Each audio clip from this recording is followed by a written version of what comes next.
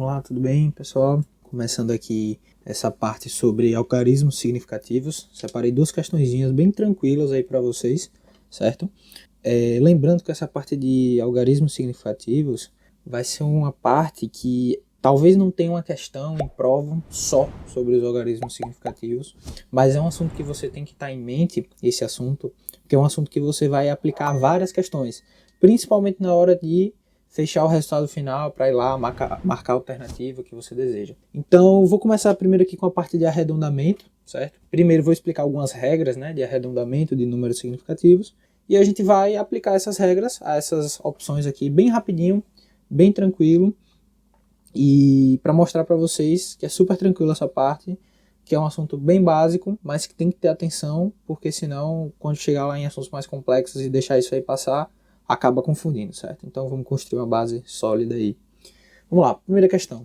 Faça os arredondamentos que todos os valores abaixo fiquem com dois algarismos significativos, certo? Então, independente do número que estiver aí, eu vou reduzir aí para dois algarismos significativos. Então, ó, tem algumas regras aqui que vale a pena citar, que é, primeira regra, né? Os números de 1 a 9 são sempre considerados significativos. Os zeros antes do primeiro número diferente de zero não são significativos. E os zeros após um número decimal são contados como significativos, certo? E os zeros entre os números de 1 a 9 serão sempre significativos. Então vamos olhar aqui para essa parte, certo? Esses números aqui são zeros antes de um número diferente de zero, então, ou seja, não são significativos. Então ele quer que eu reduza esses números que estão aqui aos significativos, certo? Então vamos lá. Como é que vai ser feito esse arredondamento? É bom que eu vou ler essas regras e aí depois a gente já faz direto. Se o dígito a ser arredondado, lembrando que a gente sempre vai olhar para esse dígito aqui, que é o último, né? Que é justamente o dígito da incerteza que a gente vai trabalhar em cima dele. Então, ó, se o dígito a ser arredondado for menor que 5, você mantém o último dígito significativo e descarta os demais. Agora, se esse dígito ele for o próprio 5 ou maior, você aumenta o último dígito significativo em 1 e descarta os demais, certo?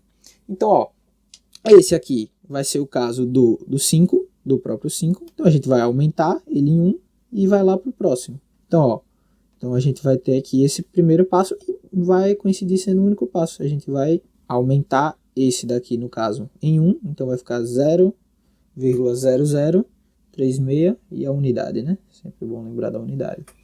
E pronto, aqui a gente acaba de fechar ele dentro da regra que a gente queria, porque ele queria que ficassem com dois algarismos significativos, ou seja, aqui seriam o 3 e o 6, certo? Então tá aí respondido. Vamos lá.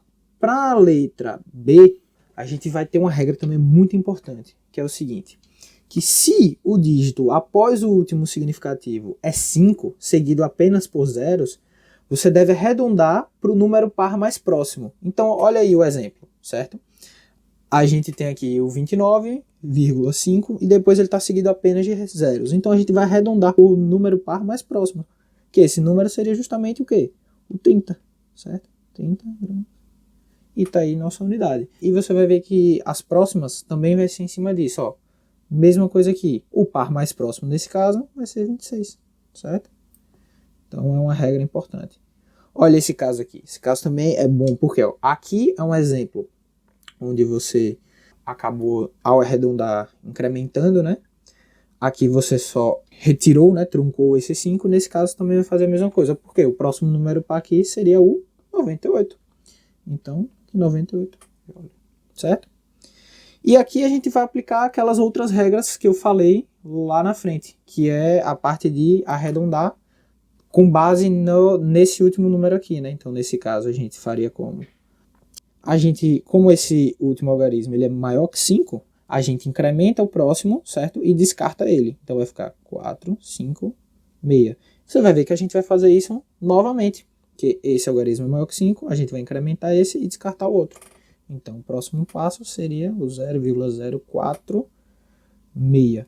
E aí você percebe que a gente já está na forma que a questão nos pede, certo? E aí, no último caso, só fazer exatamente a mesma coisa, pessoal. Que isso aí, você vendo, que isso eu não vou fazer passo a passo, não vai ser vários, mas você vai ver que, ó, Aqui é maior, incrementei aqui. Aqui é maior que 5, incrementei aqui. Aqui é maior que 5, incrementei aqui. Incremento, incremento, incremento aqui também, porque todos obedecem à mesma regra. Sendo que no final, isso aqui vai ser 1,0 gramas centímetro cúbico, certo? Aqui eu esqueci da unidade. Pronto, completei.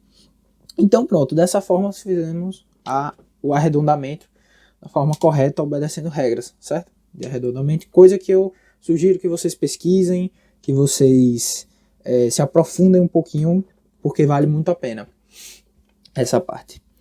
Então agora a gente vai para a parte de operações com esses algarismos significativos, certo? Então vamos lá, questão número 2. Considerando os algarismos significativos dos números 28,7 e 1,03, podemos afirmar que a soma desses números é dada por... Uma ótima questão. Por quê? Porque você inicialmente pensaria justamente numa soma, né? Que a gente está acostumado. Então seria o 28,70, né? Mais 0,1, vou fazer uma correção aqui, pronto, 0,3. Então você deve estar acostumado a somar dessa forma, né? Uma soma tranquila, trivial, tranquilo, tá aí. Só que veja, aqui a gente não está tratando de soma apenas, a gente está tratando de soma com algarismos significativos. E veja, na parte que a gente vai fazer cálculos, existe também regras para isso. Então, ó, eu vou ler uma regra aqui que vai interferir exatamente nesse resultado que a gente achou. Veja, em adição ou subtração, arredonde para o mesmo número de casas decimais do número com menor precisão decimal. Então, ó, quem que é o número com menor precisão? É justamente o 28,7. Por que menor precisão? Porque ele discorre menos nas casas decimais, ou seja, eu tenho uma menor precisão daquilo que eu estou medindo, dependendo do que aquilo seja, certo? Então ele quer que a gente arredonde para essa quantidade de casas decimais, no caso, uma casa decimal aí só, né? Então a gente usa arredondamento que a gente estava lá. Então, ó, o 3, ele é menor que 5, portanto, eu só descarto ele, sendo que o nosso resultado final, então, nossa resposta vai ficar sendo 29,7, certo? Sugiro que vocês estudem essas regras, façam alguns exercícios, principalmente antes de pegar nas questões mesmo, porque aí isso às vezes evita com que vocês errem detalhes, certo? E falar sobre algarismos significativos é justamente falar sobre detalhes. São coisas que são bem simples à primeira vista, mas caso você não esteja com a base ali sólida, pode acabar se complicando um pouco, certo? Então, sobre algarismos significativos, esse é um bom resumo. Claro, sugiro que corram atrás de outros exemplos, mas esses são bons exemplos que representam algumas regras importantíssimas aí no nosso dia a dia com o Laboratório de Física 1, certo? Pessoal, muito obrigado pela atenção e até a próxima.